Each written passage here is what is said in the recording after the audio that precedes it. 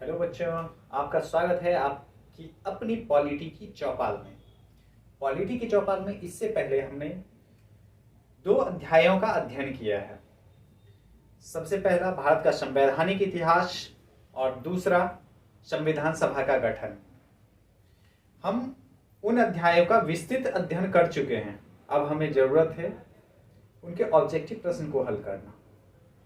तो अब हम ऑब्जेक्टिव प्रश्न को हल करेंगे और इन्हें 3-4 खंडों में हल करेंगे। हो सकता है मेरे इस प्रयास से शायद आपको मदद मिल जाए। तो हम शुरू करते हैं भारत के संवैधानिक इतिहास के वस्तुनिष्ठ प्रश्न से। तो हमारा आज का प्रश्न है, पहला प्रश्न, ईस्ट इंडिया कंपनी की स्थापना कब हुई थी? बच्चों, आप लोग जानते हैं ईस्ट इंडिया कंपनी के बारे में। ईस्ट इंडिया कंपनी के बारे में मैंने आप लोगों को विस्तार पूर्वक पढ़ा दिया था। ईस्ट इंडिया कंपनी, अगर आप लोगों से पूछा जाए कि ईस्ट इंडिया कंपनी क्या थी, तो ईस्ट इंडिया कंपनी जो है वह व्यापारियों की एक समूह थी। अच्छा, इसका उद्देश्य क्या था? ये जो ईस्ट इंडिया कंपनी जो बनाई गई थी, उसका उद्देश्य क्या था, उसका काम क्या था? तो ईस्ट इंडिया कंपनी जो बनाई गई थी वह पूर्वी देशों के साथ व्यापार के उद्देश्य से बनाई गई थी। और ईस्ट इंडिया कंपनी का प्रमुख लक्ष्य में से एक लक्ष्य था डच कंपनी के वर्चस्व को तोड़ना। तो कहां तोड़ना? पूर्वी देशों के साथ इनका जो व्यापारिक वर्चस्व था उसे तोड़ना था। तो अब प्रश्न है कि ईस्ट इंडिया कंपनी की स्थापना कब हुई? तो ईस्ट इंडिया कंपनी की स्थापना 1599 ईस्वी में हुई। कब हुई? 1599 ईस्वी में हुई। कई बार बच्चे इस प्रश्न में कंफ्यूज कर जाते हैं और उत्तर दे देते हैं कि ईस्ट इंडिया कंपनी की स्थापना 1600 ईस्वी में हुई। तो आपको ध्यान रखना है कि ईस्ट इंडिया कंपनी जो थी उसकी स्थापना 1600 में नहीं बल्कि 1599 ईस्वी में हुई थी।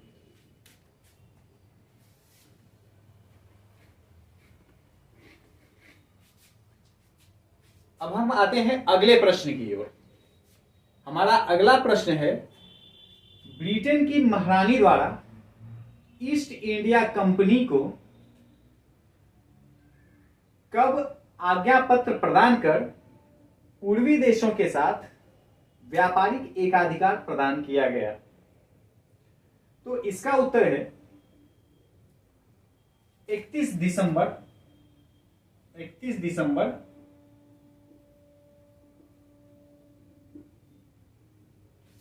1600। इसका उत्तर क्या है? 31 दिसंबर 1600। अब आप लोग को समझना चाहिए कि पहले कंपनी का गठन होगा तभी तो उसे राजाज्ञा प्रदान की जाएगी, अर्थात कंपनी के गठन के बाद ही उसे आदेश प्रदान किया जाएगा, अधिकार प्रदान किया जाएगा। तो हमेशा ध्यान रखना है कि 1599 ईस्वी में क्या हुआ था? 1599 ईस्वी में ईस्ट इंडिया कंपनी का गठन हुआ था और 31 दिसंबर 1600 ईस्वी को क्या हुआ था? उसे राजाज्ञा प्रदान किया गया था।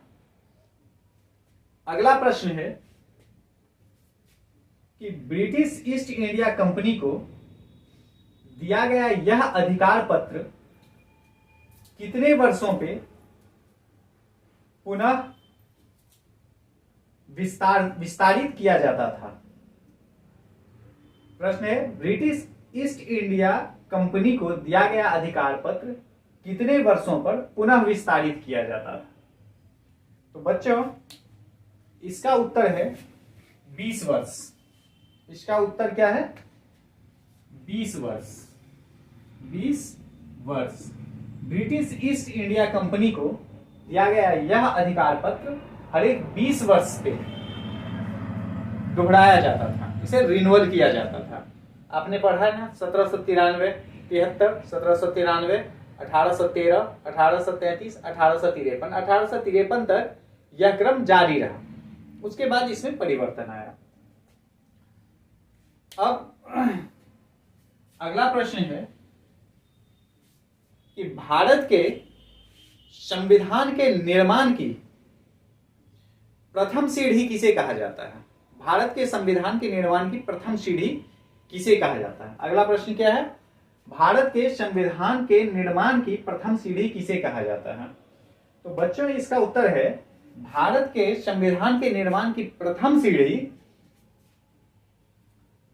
रेगुलेटिंग एक्ट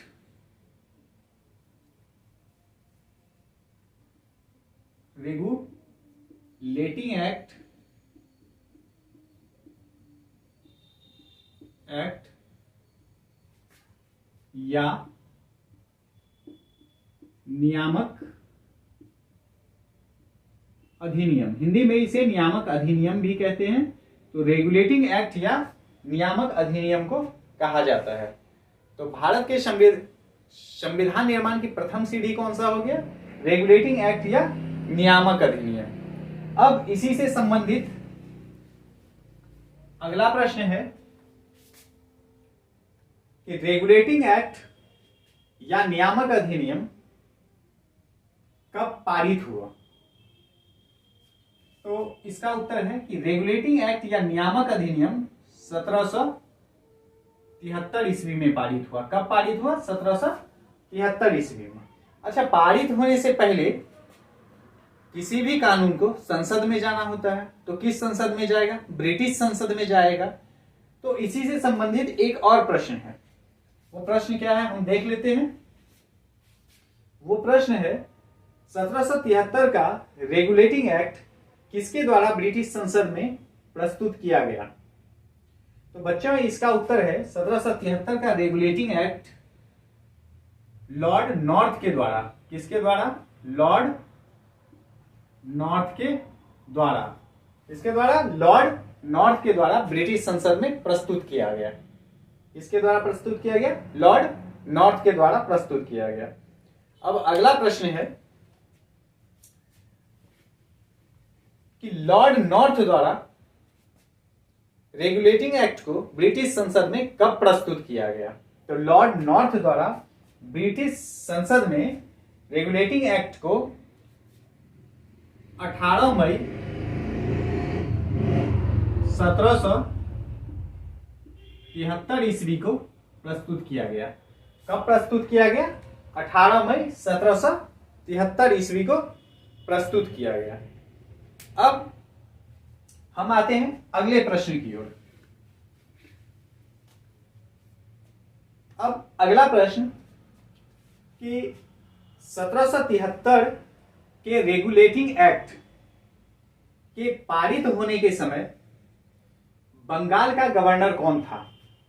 तो 1773 का रेगुलेटिंग एक्ट जब पारित हुआ उस समय बंगाल का गवर्नर था वारेन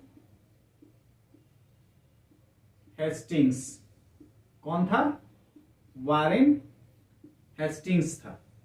अब वारेन हेस्टिंग्स पे आधारित एक दो प्रश्न और बन सकते हैं। हम अगला प्रश्न देखते हैं। बंगाल का अंतिम गवर्नर कौन था?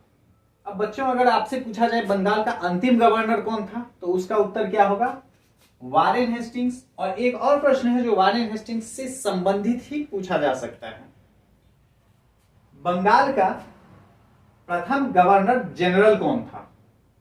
तो बंगाल का प्रथम गवर्नर जनरल कौन था? अगर यह प्रश्न कभी आपसे पूछा जाए तो उसका भी उत्तर क्या होगा? वारेन हेस्टिंग्स ही होगा। तो बंगाल के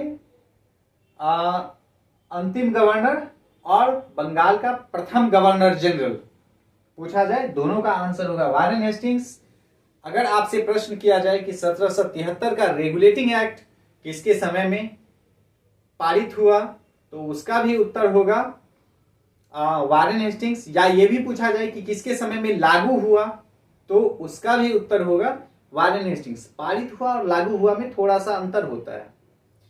पारित होना मतलब संसद में पारित हो गया दोनों सदनों में, और लागू कब होगा? जब उस पर तात्कालीन सम्राट का हस्ताक्षर होगा, उसके बाद ये जो है प्रयोग में आएगा। तो इसीलिए लागू होना और पारित होना दोनों में थोड़ा सा फर्क है। अब हम अपने अगले प्रश्न की ओर आते हैं। हमारा अगला प्रश्न है बंबई मद्रास, माफ कीजिएगा, बंबई तथा मद्रास को कलकत्ता प्रेसिडेंसी के अधीन किस अधिनियम के अंतर्गत किया गया? तो इसका उत्तर है 1773 के रेगुलेटिंग एक्ट। किसके अंतर्गत? रेगुलेटिंग एक्ट या नियामक अधिनियम, जो रहे ऑप्शन में, रेगुलेटिंग एक्ट रहे या नियामक अधिनियम रहे, आप दोनों में से कुछ भी जो है लगा सकते हैं। अब इसी से संबंधित एक और प्रश्न आता है। मान लीजिए कि अगर जो है बंबई और मद्रास प्रेसिडेंसी को इसके अधीन कर दिया गया, कलकत्ता प्रेसिडेंसी के अधीन, तो उसके गवर्नर को भी तो कर दिया जाएगा। तो इसी से संबंधित एक प्रश्न है कि बंबई एवं मद्रास प्रेसिडेंसी के गवर्नर को किस अधिनियम द्वारा कलकत्ता प्रेसिडेंसी के गवर्नर जनरल के अधीन कर दिया गया, अर्थात बंगाल के गवर्नर जनरल के अधीन कर दिया गया? तो इसका उत्तर होगा ठीक यही 1773 का रेगुलेटिंग एक्ट। क्या होगा उत्तर? 1773 का रेगुलेटिंग एक्ट। अब हम अगले प्रश्न की ओर बढ़ते हैं। हमारा अगला प्रश्न है, किस अधिनियम के द्वारा कलकत्ता प्रेसिडेंसी में सुप्रीम कोर्ट की स्थापना की गई? उत्तर वही सेम होगा। कौन सा अधिनियम? तो नियामक अधिनियम। कौन सा अधिनियम होगा? नियामक अधिनियम के द्वारा,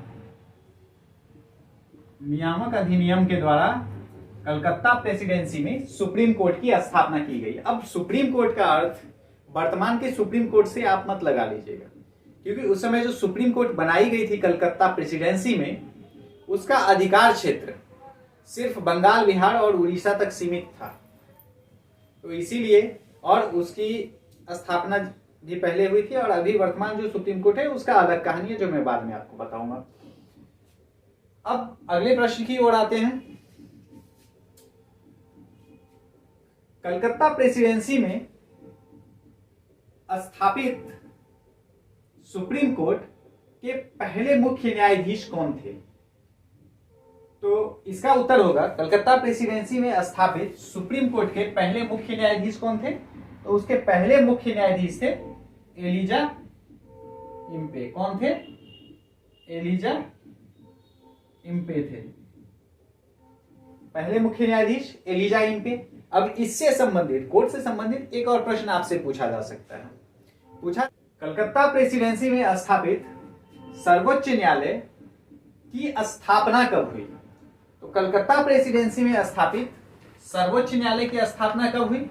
सर्वोच्च न्यायालय की स्थापना हुई 1774 ईस्वी में।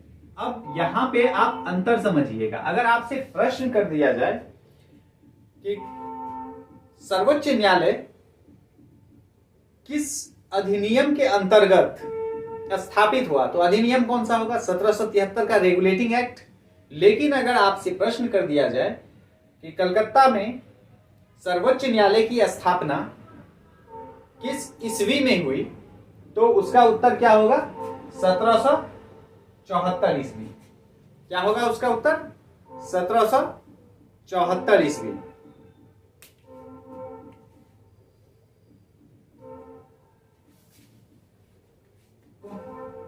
अब मिलते हैं हम पॉलिटी के चौपाल की अगले ऑब्जेक्टिव सेशन में।